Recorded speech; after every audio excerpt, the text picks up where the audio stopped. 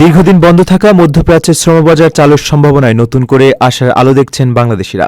মালয়েশিয়ার পর এবার সরকারের কড়া নজর মধ্যপ্রাচ্যের দিকে।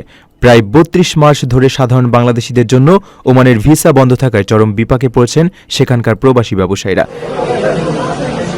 এই অচলাবস্থা কাটাতে চলতি মাসেই ওমান সফরে যাচ্ছেন প্রবাসী কল্যাণমন্ত্রী আরিফুল হক এবং প্রধানমন্ত্রীর উপদেষ্টা মাহাদি আমিন। দ্বিপাক্ষিক আলোচনার মাধ্যমে ভিসা চালুর জট দ্রুত খুলবে বলে তারা বেশ আশাবাদী। বর্তমানে মধ্যপ্রাচ্যের দেশগুলোতে প্রায় ৬০ থেকে ৭০ লাখ বাংলাদেশি কর্মরত আছেন, যারা দেশের অর্থনীতির অন্যতম চালিকা শক্তি। বিভিন্ন দেশে ভিসা জটিলতা থাকলেও নতুন সম্ভাবনার দুয়ার খুলছে কাতারে।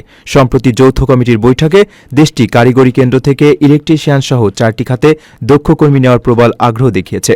প্রবাসীদের দীর্ঘদিনের ভোগান্তি কমাতে দেশের ৮টি বিভাগীয় শহরে কাতারের ভিসা সেন্টার স্থাপনের যৌক্তিক প্রস্তাবও দেওয়া হয়েছে।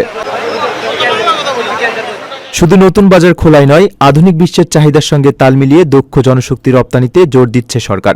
কাতারের চলমান উন্নয়নযজ্ঞে অংশ নিতে ডাক্তার, ইঞ্জিনিয়ার ও নার্সের মতো পেশাদার কর্মী নিয়োগের জোরালো আহ্বান জানানো হয়েছে।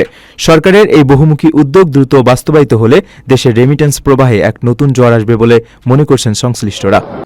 হ্যাঁ বন্ধুরা, বর্তমানে আপনারা যে ভিডিওটি দেখলেন এটা কিন্তু আসলে আমাদের জন্য পজিটিভ এবং খুশির খবর যে দীর্ঘদিন থেকে আমরা অপেক্ষার পর পুনরায় আবারও কিন্তু এই ওমানের দেশটিতে যাওয়ার সুযোগ কিন্তু পাবো। আর সে বিষয়ে বাংলাদেশ থেকে দুইজন মূলত মন্ত্রী, বাংলাদেশ থেকে কিন্তু দুইজন প্রতিনিধি সেখানে কিন্তু যাচ্ছে এবং সেখানকার যে গভর্নমেন্ট আছে মূলত গভর্নমেন্টের সাথে বিভিন্ন বিষয় সম্পর্কে তারা আলাপ আলোচনা করবে। বাংলাদেশে যে শ্রমবাজার সেটা নিয়েও তারা কিন্তু কথা বলবে এবং আমরা আশাবাদী যে অবশ্যই বাংলাদেশিদের জন্য ওমানের কাজের ভিসা খুব শীঘ্রই খুলছে।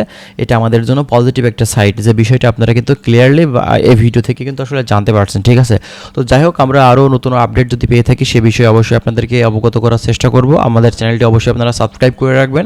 আমরা চেষ্টা করছি ওমান সংক্রান্ত বিভিন্ন ধরনের গুরুত্বপূর্ণ আপডেট তথ্যগুলা আপনাদের মাঝে পৌঁছে দেওয়ার। তো ভালো থাকবেন সবাই। আজকের ভিডিওটি আমরা এখানে শেষ করছি। আল্লাহ হাফেজ।